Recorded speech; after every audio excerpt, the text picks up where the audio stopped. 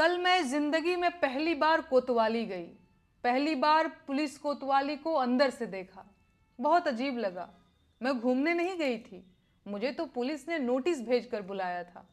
क्या आप जानते हैं मुझे क्यों बुलाया गया था? मैंने कोई चोरी नहीं की थी, किसी को गाली नहीं दी थी, मैंने इलेक्टोरल बॉन्ड भी नहीं खरीदा था और नहीं बीफ कंपनियों से चंदा लिया था। मैंने तो वोट भी नहीं चुराया था, लेकिन फिर भी मेरे खिलाफ एफआईआर दर्ज की गई और पूछताछ के लिए मुझे नोटिस भेजा गया। जानते हैं मेरा अपराध क्या था? मेरा अपराध ये था कि मैंने इस देश के प्रधानमंत्री से 4 सवाल पूछ लिए थे। मैंने इस आजाद लोकतांत्रिक देश के एक आजाद नागरिक की हैसियत से इस देश के प्रधानमंत्री की आलोचना कर दी थी। बस ये बात सरकार से बर्दाश्त नहीं हुई, होती भी कैसे? एक किसान परिवार की मामूली लड़की की इतनी हिम्मत कि वो प्रधानमंत्री से सवाल पूछ ले। औकात क्या है इसकी? तो बस भाई, मुझे मेरी औकात याद दिलाने के लिए नोटिस भेजकर थाने बुला लिया गया और मैं गई भी। क्या करती? कानून के हाथ बहुत लंबे होते हैं। बस वो अंकिता भंडारी के असली गुनहगारों तक नहीं पहुंचते और स्पेशल सर्विस मांगने वाले भाजपा के वीआईपी भी उससे बच जाते हैं। कानून के ये लंबे हाथ इंदौर में गंदे पानी से हुई मौतों के जिम्मेदारों तक भी नहीं पहुंचते। पेपर लीक कराने वाले, टूटी सड़कें बनाने वाले, अल्पसंख्यकों के खिलाफ नफरत भड़काने वाले, नकली दवाओं का कारोबार करने वाले, खाने की मिलावटी चीजें बनाकर देश भर में कैंसर फैलाने वाले, रेल दुर्घटनाओं के जिम्मेदार, टूटते पुलों के ठेकेदार, जंगल उजाड़ने वाले, पहाड़ काटने वाले और हवा को जहर बनाने वाले नेता, अधिकारी और कारोबारी कानून के हाथों से बच जाते हैं। लेकिन नेहा सिंह राठौर कानून के मजबूत और लंबे हाथों से नहीं बच सकती, क्योंकि वो प्रधानमंत्री से उनकी जिम्मेदारी पर सवाल पूछ लेती है। नेहा राठौर को बचना भी नहीं चाहिए। उसे ऐसी सजा दी जानी चाहिए कि देश और जमाना देखे।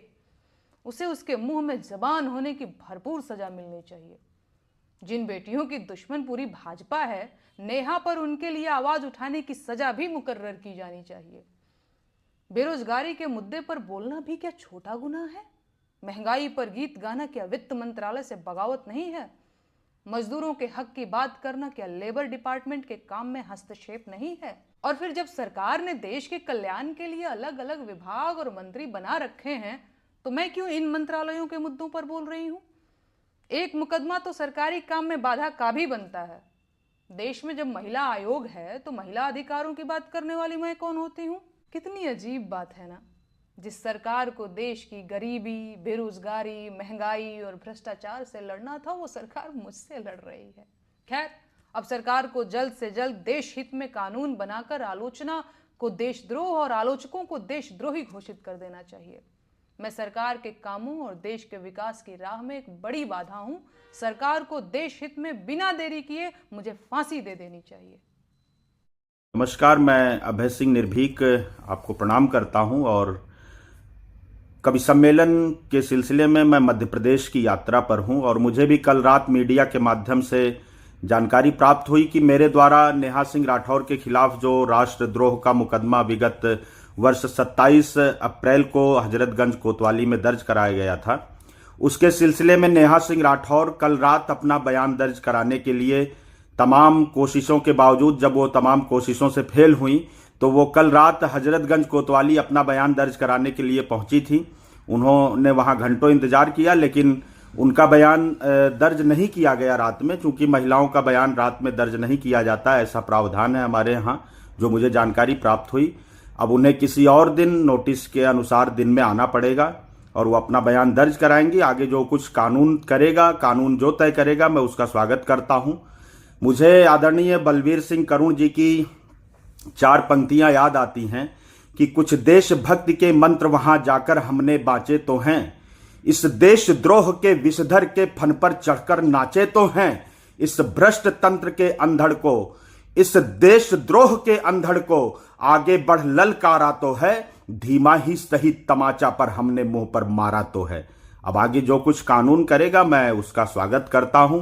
और रही बात, नया साल आया है 2026 और नेहा सिंह राठौर नए साल के तीसरे दिन ही थाने तक पहुंची हैं।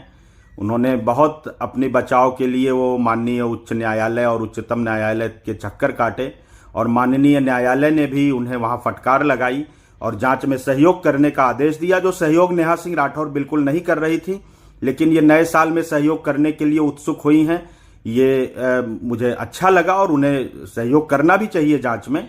मैं उनसे भी अपील यही करूंगा, मेरा निवेदन भी है कि वो सहयोग करें जांच में। जो होगा दूध का दूध पानी का पानी इस देश के कानून द्वारा किया जाएगा।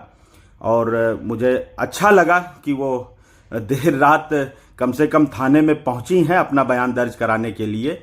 और रही बात, कुछ ऐसी भी बातें हैं कि जो उस समय जब मैंने एफआईआर दर्ज कराई थी तो मुझे इनके कुछ गुर्गों ने धमकियां दी, फोन करके मुझे धमकी दी गई, धमकाया गया और मुझे डिगाने का प्रयास किया गया, समझौते का दबाव डाला गया, मुझे पैसे के भी अच्छे पैसे के ऑफर दिए गए, मुझे खरीदने की कोशिश की गई। लेकिन मैं देश के प्रति, देश के सम्मान के प्रति, राष्ट्र प्रेम के प्रति संकल्पित हूं। मैंने देश के प्रति अपना फर्ज निभाया है, आगे भी मैं निभाऊंगा और मैं किसी भी स्तर पर झुकने वाला नहीं हूं, क्योंकि उन्होंने राष्ट्र की अस्मिता के साथ कहीं ना कहीं खिलवाड़ किया था। मैं फिर कह रहा हूं, सरकारों से प्रश्न करना प्रत्येक नागरिक का हक है, लेकिन कब, कहां और कैसे कौन सी बात कही जाती है, ये सलीका हो तो हर बात सुनी जाती है। उन्हें इस बात का ध्यान रखना चाहिए और आगे जो कुछ कानून करेगा हम उसका स्वागत करेंगे। आइए देखते हैं, इंतजार करते हैं कि वो अब दिन में कब दिन में कब अपना बयान दर्ज कराने आती हैं उस एफआईआर पर। मैं हजरतगंज कोतवाली का भी बहुत धन्यवाद देता हूं। अपने कानूनी प्रक्रिया के तहत जो कुछ चल रहा है, मैं माननीय न्यायपालिका का धन्यवाद देता हूं। बहुत बहुत आभार। जय हिंद।